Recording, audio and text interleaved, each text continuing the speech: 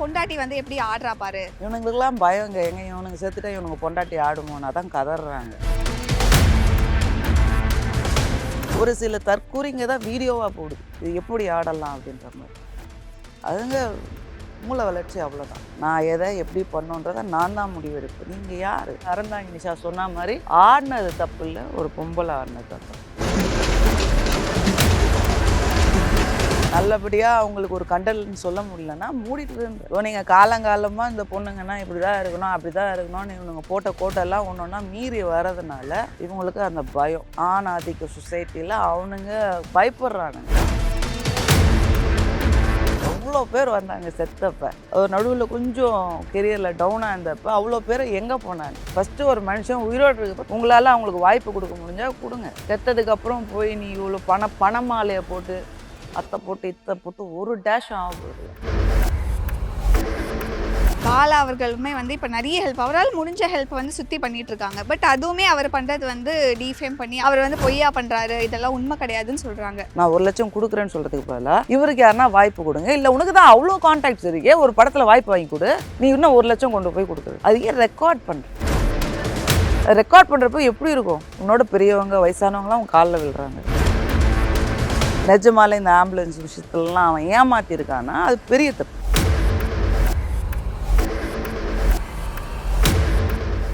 Red நூல் நங்கை viewers எல்லாருக்கும் வணக்கம். இன்னைக்கு நம்ம கூட நம்ம எல்லாருக்கும் ரொம்ப ரொம்ப பிடிச்ச bold and beautiful actress Kajal இருக்காங்க. Hello ma'am. நல்லா இருக்கேம்மா, நீங்கள் எப்படி இருக்கீங்க? நல்லா இருக்கேன். ஆய் சொன்னீங்களோ, காது சரியாக கேட்கல. ரீசெண்டாக ரோபோ சங்கர் அவங்களோட டெத் அது நீங்கள் பார்த்துருந்துருப்பீங்க. முதல்ல அவங்க கூட உங்களோட அசோசியேஷன் அப்படிங்கிறது வந்து கண்டிப்பாக இருந்திருக்கும். அதை பற்றி ஃபியூ வேர்ட்ஸ் சொல்லுங்கள். எனக்கு ரொம்ப பிடிக்குங்க. நான் ஜோடியில் தான் அவரை ஃபஸ்ட்டு பார்த்தது. அங்கே தான் எனக்கு அவர் பழக்கம். அவர் ரொம்ப கலாய்ப்பார்.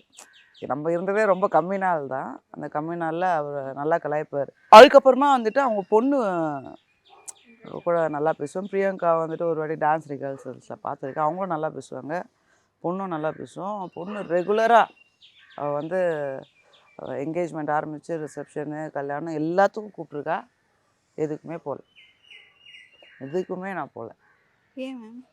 ஏன் அது நமக்கு என்னன்னு தெரியல. அது என்னவோ நம்ம மற்றவங்க அவங்க ரிலேட்டிவ்ஸ் எதுனா சொல்லலாம்ல. ஃபார் ஆல் யூனோ இது கல்யாணம் ஆகாதது அது இதுன்னு நீங்கள் தான் சொசைட்டி வச்சுருக்கீங்களே. நமக்கு அந்த ஃபீல்னாலும் அந்த பொண்ணை அவங்க சொந்தக்காரங்க எதுவும் சொல்லக்கூடாது, அது ஃபேமிலிக்குள்ளே எந்த பிரச்சனையும் அபசகனுக்கு இப்பசகனும் நீங்கள்லாம் கொண்டு வருவீங்களே, எதனா என்கிட்ட சொல்ல மாட்டாங்க. அந்த பொண்ணுக்கு பர்சனலாக ரிலேட்டிவ்ஸ் எதனா கேட்பாங்களோ நீ வச்சு நான் எதுக்குமே போகல. இந்த ஒரு ரீசனுக்காக நீங்கள் போகலையா? நான் அதுக்காக தான் போகிறேன். முக்கால்வாசி போக மாட்டேன். அந்த இது மாதிரி விசேஷம்னு சொல்கிறதில்ல நான் போகிறதில்ல. டெத்துக்கும் நான் போகிறதில்ல, அது நமக்கு தாங்க முடியாது, அதனால் போகிறதில்ல. நான் பாட்டு உட்காந்தே இருக்கேன் வீட்டில், எல்லாத்தையும் நியூஸை பார்த்துட்டு, அவ்வளோதான். ஆனால் ரொம்ப கஷ்டமாயிடுச்சு. கரெக்டாக அவர் அந்த நியூஸ் நான் பார்க்குறதுக்கு ஒரு 3-4 நாள் முன்னாடி தான் அவளுக்கு அனுப்புகிறேன். இந்திரா கால் பண்ணுறேன். கால் பண்ணிட்டு உங்கள் அப்பாட்ட கேளுமா, எனக்கு தெரியாது சீரியஸ் ஹாஸ்பிட்டலைஸ்ட் அது எதுவுமே எனக்கு தெரியாது. ஃபோன் பண்ணி நான் ஒரு ரீல் பார்த்தேன், அவர் நடிப்பாரா கூட கேளுமா, 15 செகண்ட்ஸ் அது பண்ணுவாரா கேளுமா அப்படின்னேன். சரி நான் அப்பாவுக்கு உடம்பு சரியில்லைக்கா, நான் கேட்டுட்டு சொல்கிறேன், ஹாஸ்பிட்டலைஸ் ரொம்ப சீரியஸுன்ற மாதிரி சொல்லாவ, கேட்டு சொல்கிறேன் அப்படின்னு. சரி கேட்டு ஒரு 3-4 நாளில் இந்த நியூஸ் நான் என்னன்னு சொல்கிறது, என்ன பண்ணுறது, ஷாக்கிங்காக இருந்தது. 46 தான் இல்லை, நம்ம 48. அடுத்து நான் தாங்க ரெடியாக இருக்கேன். இல்லை நான்லாம் ப்ரிப்பேர்ட் தாங்க. நமக்கு நான் ப்ரிப்பேர்டு. இந்த ஃபீலிங்ஸில் ரொம்ப நாள் வாழணுன்ற ஆசைலாம் எனக்கு கிடையாது. சும்மா இருக்க வரைக்கும் ஹெல்த்தியாக போயிடணும், அவ்வளோதான். ரொம்ப சீக்கிரமாக எல்லாம் போகிறாங்க, நமக்கு மட்டும்தான் ரொம்ப லேட்டாக வருது. அதுக்கப்புறம் அந்த பொண்ணுக்கு எனக்கு என்ன ஃபோன் பண்ணி பேசி கூட எனக்கு என்ன சொல்லணும்னு தெரியல. ஃபோனே பண்ணல, நான் வெறுனே ஹார்ட் பிரேக் மட்டும் ஒரு மெசேஜ் போட்டேன் அவளுக்கு, அவ்வளோதான். வேறு எதுவும் நான் பண்ணலை. உங்கள் கூட ஏதாவது மறக்க முடியாத மொமெண்ட்ஸ் வித் ரோபோ சங்கர், இல்லை ஃபேமிலியாகவுமே கூட ரொம்ப மறக்க முடியாது? அதுதாங்க, அவர் ரொம்ப கலகலன்னு ஜாலியாக பேசுவார். Okay, I'll keep the place alive.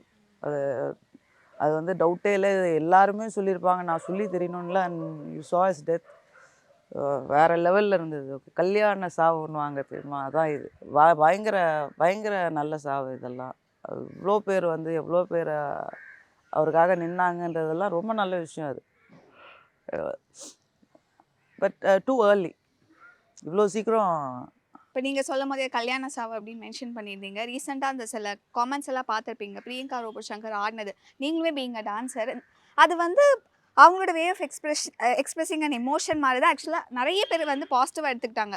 ஒரு சில பேர் அதையுமே கமெண்ட் பண்ணி அது எப்படி ஒரு புருஷன் செத்துட்டா பொண்டாட்டி வந்து எப்படி ஆடுறா பாரு. இவனுங்களுக்கெல்லாம் பயங்க. எங்க இவனுங்க செத்துட்டா இவனுங்க பொண்டாட்டி ஆடுமோன்னு அதான் கதறாங்க. வேற எதுவும் இல்லை. இது ஒரு எக்ஸாம்பிள் மாதிரி செட் ஆகிடுமோன்ற பயம். ஒரு பொண்ணு எப்படி சொன்ன மாதிரி நீங்கள் பார்த்தீங்கன்னா ராபர்ட் அவங்க அம்மாவுக்கு ஆடிருப்பாங்க. கொஸ்டின் இல்லை. விமல், பசுபதி, அப்புறமா வித்தார்த்து, வேறு யாரெல்லாம் அந்த ஃபங்க்ஷனில் அவங்க குருநாதர் இறந்ததுக்கு அவங்க போய் ஆடினாங்க. இது எதுவுமே கொஸ்டின் செய்யப்படல. அது கீழே வந்துட்டு எல்லாருமே புகழ்ந்துருப்பாங்க. எவ்வளோ நல்ல மனுஷங்க, எவ்வளோ அவங்க டான்ஸில் அந்த வலி தெரியுது, அந்த மாதிரி கமெண்ட் தான் இருக்கும் ஆம்பளைங்க ஆடுறதுல. இப்போ நீங்கள் நீங்கள் சொல்கிற மாதிரி. ஆனால் நான் கொஞ்சம் கம்மியாக தான் நெகட்டிவ் கமெண்ட்ஸ் பார்த்தேன். பட் ஒரு சில தற்கூறிங்க தான் வீடியோவாக போடுது. வீடியோவாக போட்ட ஒரு சில தற்கூறிங்க பார்த்தேன். இது எப்படி ஆடலாம் அப்படின்ற மாதிரி. அதுங்க மூளை வளர்ச்சி அவ்வளோதான். நான் எதை எப்படி கொண்டாடணும்னு நீங்கள் சொல்லக்கூடாது. ஃபஸ்ட்டு நான் எதை எப்படி பண்ணணுன்றதை நான் தான் முடிவெடுப்பேன். நீங்கள் யார்? அதுவும் நல்லபடியாக அவங்களுக்கு ஒரு கண்டல்னு சொல்ல முடியலன்னா மூடிட்டுன்ற வந்து சோகத்தில் இருக்கவங்கள இன்னும் ஒருத்தவங்களுக்கு ஒரு கோப்பிங் மெக்கானிசம் இது இவங்களோடது. அண்ட் ஆல்சோ ஃபார் ஆல் உங்களுக்கு தெரியாது பேசி. இப்போ நம்ம யூஸ்வலாகவே ஒரு ஹஸ்பண்ட் ஒய்ஃபோ லவ்வர்ஸோ இருந்தாங்கன்னா நான் செத்தா என்ன பண்ணுவேன், நீ இப்படி பண்ணோம், நான் அப்படி பண்ணோன்னு பேசுகிறவங்க இருப்பாங்க. புருஷனுங்க காமெடிக்கு சொல்லுவாங்க, நீ செத்தா நான் பயங்கரமாக ஜாலியாக டான்ஸ் ஆட வேண்டியன்னு சொல்லுவாங்க. சில பேர் புருஷன் வந்து கேட்பாங்க, நான் செத்தா நீ ஜாலியாக இருக்கணும், ஜாலியாக டான்ஸ் ஆடணும்னு. ஸோ கேட்டிருக்கலாம் ரோபோ சங்கர் ஃபார் ஆல் ரெண்டாவது அவங்க அங்கே யாரையோ கேட்டாங்க, இன்னும் யாருமே ஆடலையான்னு கேட்ட மாதிரி எனக்கு ஞாபகம். ஏதோ ஒரு கிளிப்பில் நான் பார்த்தேன், யாரும் ஆடலையா நானே ஆடுறேன் அப்படின்ற மாதிரி தான் நான் பார்த்தேன். ஸோ நீங்கள் காலங்காலமாக இந்த பொண்ணுங்கன்னா இப்படி தான் இருக்கணும், அப்படி தான் இருக்கணும்னு இவனுங்க போட்ட கோட்டெல்லாம் ஒன்று ஒன்றா மீறி வர்றதுனால இவங்களுக்கு அந்த பயம். இது பேசிக்கலி மென் ஆண் ஆதிக்க சொசைட்டியில் அவனுங்க பயப்படுறானுங்க. பொண்ணுங்க என்ன வர ஓவர போகிறாங்களே, நம்மளே மிஞ்சிடுறாங்களேன்ற பயம். சில பேர் அழவே மாட்டாங்க. அதெல்லாம் தெரிஞ்சிருக்கும் எல்லாருக்கும். நிறைய பேர் சொல்லிட்டாங்க. நம்ம சொல்கிறதுக்கு எதுவுமே இல்லை. இதில் அவ்வளோ பேட்டையும் பார்த்துருப்பாங்க. ஒருத்தவங்களுக்கு ஒரு ஸ்டைலு, ஒருத்தவங்க ஒரு மாதிரி பண்ணுவோம். எல்லாருமே எல்லாத்தையும் இப்போ வந்துட்டு டிவோர்ஸு சில பேர் செலிப்ரேட் பண்ணுவாங்க. டிவோர்ஸை அழுதுட்டு உட்காடுறவங்களும் இருக்காங்க. இது வந்துட்டு எப்படி சொல்கிறது, அவங்களுக்கு ஒரு வகையில் வந்துட்டு கமல் சார்லாம் வந்தப்போ அவங்க ஃபீல் பண்ணி பேசினதெல்லாம் பார்த்தீங்களா? எனக்கு தெரியல. எனக்கு அதில் எதுவும் தப்பாக படலை. நாங்கள் என்ன எப்போ எதை பண்ணோன்றதை இந்த ஆம்பளைங்க டிசைட் பண்ணுறத நிப்பாட்டா நல்லாயிருக்கும். சொன்ன மாதிரி அறந்தாங்கி நிஷா சொன்ன மாதிரி ஆடினது தப்பு இல்லை, ஒரு பொம்பளை ஆடினது தான் தப்பு. வேறு எதுவுமே கிடையாது. அவங்க நச்சுன்னு சொல்லிட்டாங்க ஒரே லைனில். திருப்பி நம்மளும் அதே சொல்கிறது என்ன இருக்குதுன்னு தெரியல. பட் எனக்கு ஒரு பக்கம் இந்த சினிமா இண்டஸ்ட்ரியில் என்ன சோகம்னா, எவ்வளோ பேர் வந்தாங்க செத்தப்போ. ஒரு நடுவில் கொஞ்சம் கெரியரில் டவுனாக இருந்தப்போ அவ்வளோ பேர் எங்கே போனாங்க? அதுதான் எனக்கு கொஸ்டின் மார்க். எவ்ரி டைம் ஒருத்தங்க சாவுறப்போ எல்லாரும் வந்து அவர் யார் தெரியுமா, எப்படிப்பட்டவர் தெரியுமா, எப்படி வாழ வேண்டியது தெரியுமா அப்படின்ட்டு செத்ததுக்கப்புறம் நீங்கள் பேசுகிற எல்லாத்தையுமே ஒருத்தவங்க உயிரோடு இருக்கப்போ பேசியிருந்தீங்கன்னா அவருக்கு ஒரு சின்ன சந்தோஷமாக இருந்திருக்கும். நீங்களாம் சாமி நம்பிக்கை இருக்குது, செத்ததுக்கப்புறம் அவர் பார்ப்பாருன்னு நீங்கள் நினைக்கிறீங்க. என்ன மாதிரி கேரக்டருக்கு அது இல்லை. அப்போ அவர் உயிரோடு இருக்கப்போ நீ செஞ்சுருந்தா பிரயோஜனமாக இருக்குமேடா அப்படின்னு தான் தோணுது. நீங்கள் இப்படி வந்து இங்கே அழுது இந்த மரியாதை பண்ணதை உயிரோடு இருக்கப்பே ஃபார் ஆல் அவரை கொஞ்சம் கெரியரில் பிஸியாக வச்சுருந்தீங்கன்னா, இவ்வளோ ஃப்ரெண்ட்ஸ் சர்க்கிள் இருக்காங்க. நீங்கள் காசு கொடுக்குறது முக்கியம் இல்லை. நல்ல மனுஷன் நல்லா நடிப்பாருன்றப்ப அவரை கெரியரில் கொஞ்சம் பிஸியாக வச்சுருந்தீங்கன்னா டிப்ரெஷனில் இருந்திருக்க மாட்டாங்க. டிப்ரெஷனும் ஒரு காரணமாக இருக்கலாம். டிப்ரெஷன் எல்லாத்துக்குமே ஒரு காரணம் தான். சாவுக்கு மெயின் காரணம் டிப்ரெஷன். அதுவும் எங்கள் இண்டஸ்ட்ரியில் இருக்கிறவங்களுக்கு வெளியும் சொல்லிக்க முடியாது. இப்போ வேறு யாருன்னா ஒரு இண்டஸ்ட்ரியில் வேலை இல்லைன்னா அவங்க டிப்புன்னு பெட்ரோல் பங்க்கில் போய் வேலை செய்யலாம், பிச்சை கூட எடுக்கலாம். நாங்கள் அத்தையும் பண்ண முடியாது. ஸோ ஒருத்தங்க எல்லா ஆர்டிஸ்ட்டுமே செத்ததுக்கப்புறம் தான் பேசுகிறாங்க. டேனியல் பாலாஜியாக இருக்கட்டும், எல்லாருமே இருக்கட்டும். ஃபஸ்ட்டு ஒரு மனுஷன் உயிரோடு இருக்கப்போ பேசி அந்த ஃப்ரெண்டாக தெரியுமா, நீங்கள் நல்ல நிலைமையில் இருக்கீங்களா, உங்களால் அவங்களுக்கு வாய்ப்பு கொடுக்க முடிஞ்சால் கொடுங்க. செத்ததுக்கப்புறம் போய் நீ இவ்வளோ பணமாலையை போட்டு அத்தை போட்டு இத்தை போட்டு ஒரு டேஷும் ஆக போகிறதில்ல. No point. நான் செத்ததுக்கப்புறம் நீ வந்து நின்னா எனக்கு தெரிய போகிறதில்ல. ஸோ உயிரோடு இருக்கப்போ மரியாதை கொடுக்கும். எனி ஆர்டிஸ்ட், ஒரு பெயிண்டர் செத்ததுக்கப்புறம் அவரோட பெயிண்டர் எடுத்துகிட்டு போய் பேர் பெற ஆர்ட் தெரியுமா இதுன்னு சொல்லி என்ன பிரயோஜனம்? அவன் உயிரோடு இருக்கப்போ அதை மதிச்சிருந்தேன்னா அதுக்கு ஒரு வேல்யூ இருக்குல்ல. சொல்கிறேன். எனி ஆர்டிஸ்ட்டுக்கு ஹெல்ப் பண்ண பிந்து கோஸ்லாம் பார்க்க பாவமாக இருக்குது. அந்த இன்னொன்று ஒரு பையன் இந்த மாதிரி கண்ணுக்கு தெரிஞ்சு நிறைய பேர் வந்துட்டு இண்டஸ்ட்ரியில் கஷ்டப்படுறாங்கன்னு தெரிஞ்சு அவங்க ஃப்ரெண்ட்ஸ் சர்க்கிளில் எத்தனை ஃப்ரெண்ட்ஸ் சர்க்கிள் விட்டுருங்க, தெரிஞ்சவங்க நினச்சா ஹெல்ப் பண்ண முடியுன்றவங்க எத்தனை பேர் ஹெல்ப் பண்ணியிருக்காங்க. இதுக்கு தான் மெயினாக ஹெல்ப் பண்ணணும். அண்ட் துட்டு கொடுக்கறது ஹெல்ப் ஆகாது. அவங்களுக்கு ஒரு வேலையை கொடுத்தீங்கன்னா போதும். ஏன்னா எதுவுமே தெரியாதவங்கள ஒன்றும் கேட்கல. விஷயம் தெரிஞ்சு நல்லா நடிக்கக்கூடியவங்க திடீர்னு ஃபார் சம் ரீசன் அவங்க லோ ஆகிட்டாங்கன்றப்ப அவங்களுக்கு கெரியரில் ஒரு பிரேக்கை கொடுத்தீங்கன்னா அவங்க மன உளைச்சல்லேருந்து வெளில வந்துடுவாங்கல்ல. பாலா அவர்களுமே வந்து இப்போ நிறைய ஹெல்ப், அவரால் முடிஞ்ச ஹெல்ப் வந்து சுற்றி பண்ணிட்டு இருக்காங்க. பட் அதுவுமே அவர் பண்ணுறது வந்து டீஃபேம் பண்ணி அவர் வந்து பொய்யா பண்ணுறாரு, இதெல்லாம் உண்மை கிடையாதுன்னு சொல்கிறாங்க. ஸோ நிறைய ஹெல்ப் பண்ணுறவங்க இருக்காங்க, அது நிறைய வெளில தெரியுதுல்ல. இப்போ என்னை பார்த்தீங்கன்னா நான் ரொம்ப காசு கஷ்டப்படுறேன்னு நினச்சி என் ஃப்ரெண்டு மாலினி என்னை பார்க்க வரப்போ காசெல்லாம் இல்லை. போனோம் ஒரு வருஷம் முன்னாடி தான் எங்கள் அம்மா ஏதோ நிலத்தை விட்டு ஒரு 8 லட்சம் கொடுத்தது. காசு பிரச்சனை இப்போ இல்லை. நமக்கு டிப்ரெஷன் வேறு எதுலேயும் இருக்குது. ஆனால் அவங்க நேரில் பார்க்குறப்ப நான் ரொம்ப கஷ்டத்தில் இருக்கேன்னு நினச்சிருக்காங்க. நினச்சிட்டு காஜல் உனக்கு 5000 போடுறேன், நீ ஹேர் கட் எதனா பண்ணி நீ க்ரூம் பண்ணு, நீ பழைய மாதிரி கொஞ்சம் you should get back to form, நீ எல்லாத்தையும் விட்டு எதையும் மைண்டில் வச்சுக்காத அப்படி இப்படின்ட்டு அவங்க நான் கேட்கல. இது நான் போகிறப்ப இதை டோக்கன் ஆஃப் லவ், நான் உனக்கு எதனா செய்யணும்னு நினைக்கிறேன் அப்படின்னு செய்கிறாங்க.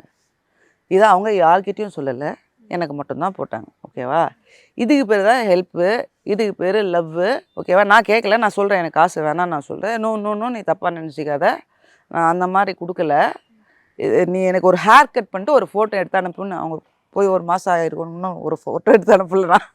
ஓகே, எனக்கு எதுவுமே பண்ண தோணலைன்ற மைண்ட் செட்டில் இருக்கிறதுனால நான் வெளில ஹேர் கட் பண்ணலை. So the way you carry your self also matters. அதனால் அவங்க என்னை பார்த்து நான் ரொம்ப பஞ்சத்தில் இருக்கேன்னு நினச்சிட்டாங்கன்னு.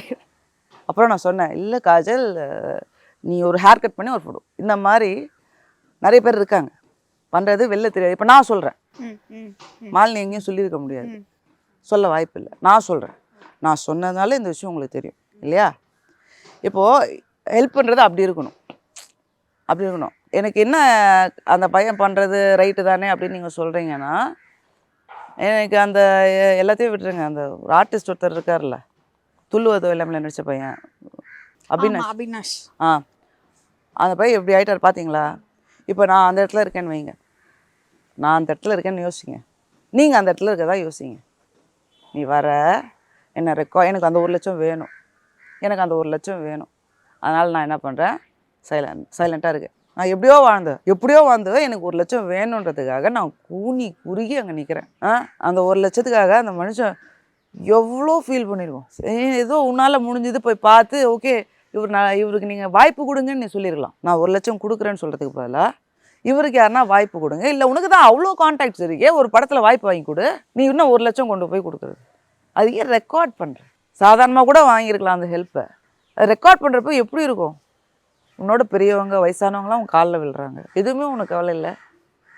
எனக்கு ஃபஸ்ட்டு பண்ணுற ஹெல்ப்பை சொல்லி காட்டினாலே பிடிக்காது.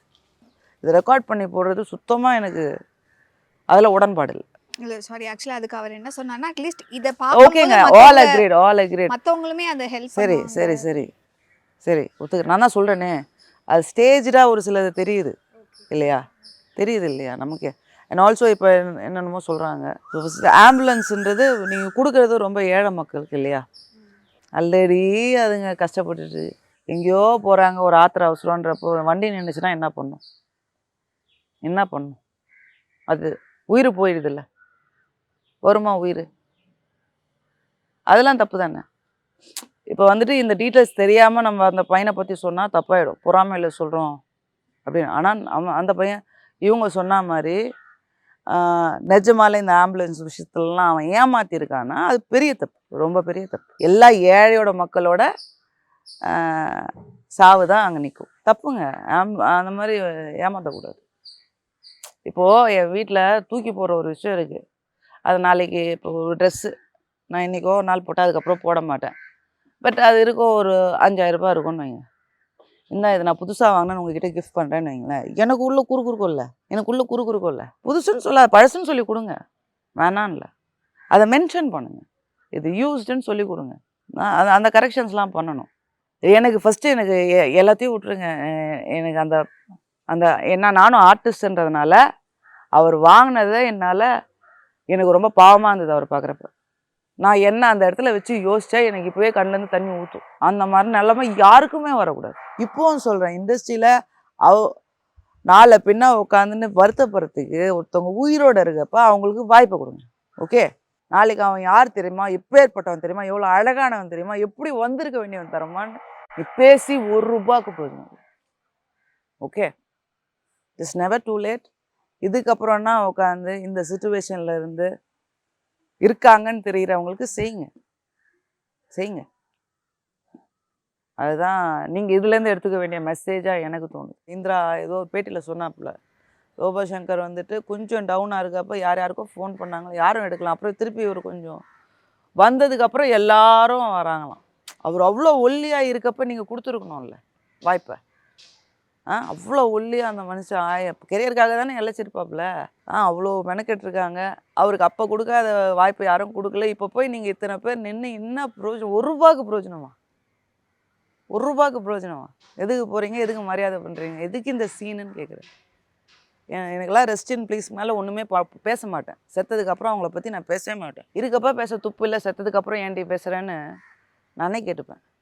நான் போட்டிருப்பேன் ஒரு போஸ்ட்டு கூட, என்னது திரை உலகமே அவரை இன்னொன்று ஒரு போஸ்ட் எதுலேயோ போட்டிருந்தாங்க. அதை போட்டு ஆமாம் இருக்கப்போ யாரும் கவனிக்க மாட்டாங்கன்னு போட்டிருந்தேன். ஃபஸ்ட்டு இதுக்கப்புறம் அட்லீஸ்ட் யாருன்னா கொஞ்சம் போகிற நிலமையில இருக்க கொஞ்சம் ஆர்டிஸ்ட் தெரியும், இதுக்கு முன்னாடி நல்லா வாழ்ந்தவங்க, அவங்களுக்கு டேலண்ட் இருக்குன்னு தெரிஞ்சால் சாவில் போய் நின்று மரியாதை பண்ணுறதுக்கு பதிலாக அவங்களுக்கு கெரியரில் ஒரு பிரேக்கை கொடுத்தீங்கன்னா நல்லாயிருக்கும். யூஸ்வலாக ஹஸ்பண்ட் இறந்துட்டாங்க அப்படின்னா அந்த ஒய்ஃப்க்கு பூவெல்லாம் வச்சு விட்டு வளையல்லாம் போட்டு உடைக்கிறது, அது வலையில் உடைக்கிறது எல்லாம் ஞாபகம். இப்போ எங்கள் அம்மாவுக்கெல்லாம் உடைக்கிறப்போ எங்கள் அம்மா பிடிக்காத சொந்தக்காரத்தில் ஒரு பொண்ணு சிரிக்குது அவங்க அம்மா கூட உட்காந்துட்டு. அந்த மாதிரி ரிலேட்டிவ்ஸ்லேயே அந்த மாதிரி சைக்கோஸ் இருக்குது குடும்பம், ஊர் உலகம். இதெல்லாம் ஒருத்தவங்களுக்கு புருஷன் செத்து போகிறப்ப இதை அறுக்கிறப்போ உட்காந்துட்டு வலையில் உடைக்கிறப்போ ஒருத்தி அந்த சைடில் நின்று அவங்க அம்மாவை கூப்பிட்டு காட்டு சிரிப்பானா, ஒரு ரிலேட்டிவ்ஸ்குள்ளே இவ்வளோ கேவலமான ஜென்மங்கள்லாம் இருக்குன்ற பட்சத்தில் வெளியில் யாருன்னே தெரியாதவங்க கிட்ட நீங்கள் என்ன எதிர்பார்க்க முடியும்?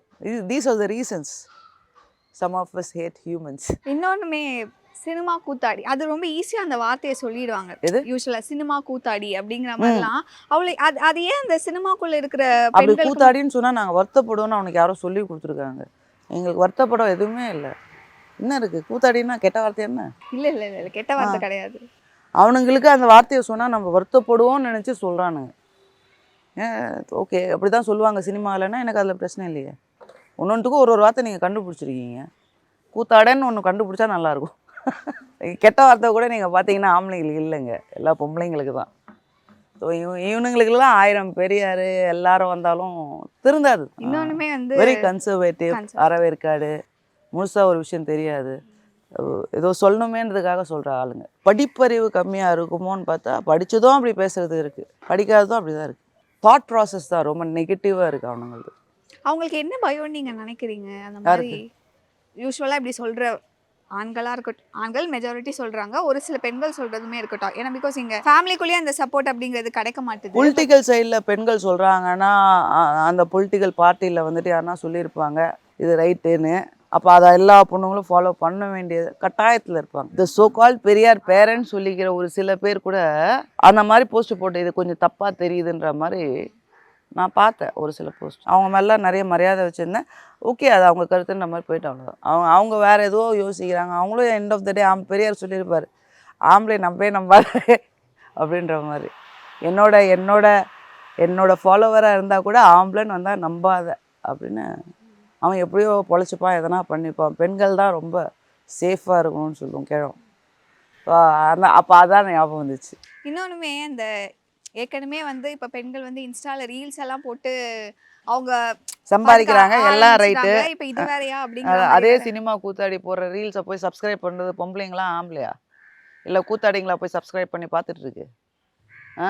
நான் 4க்கும் 5க்கும் கஷ்டப்பட்டு சோறு சாப்பிட்றவங்க கூட உட்காந்து அதை சப்ஸ்கிரைப் பண்ணி போய் பார்த்துட்டு தானே இருக்க. அப்போ உனக்கு என்ன சொல்லணும் பேர்? உன்ன மாதிரி ஆளுக்கு என்ன பேர் வைக்கணும்? அவளை நீ அசிங்கமாக பேசுனா அது போய் பார்க்குற நீ யார்? நீ பார்க்குறன்றதுனால தானே அவள் பண்ணுறா. அவள் பண்ணுறதுனால தான் நான் பார்க்குறேன் நீ வருவ. நீ பார்க்குறன்றதுனால தான் அவள் பண்ணுறா. ஃபஸ்ட்டு நீ திருந்த, அப்புறம் அவள் திருந்துவா. நிறைய உங்கள் கருத்துக்களை பதிவு செஞ்சீங்க. Thank you so much.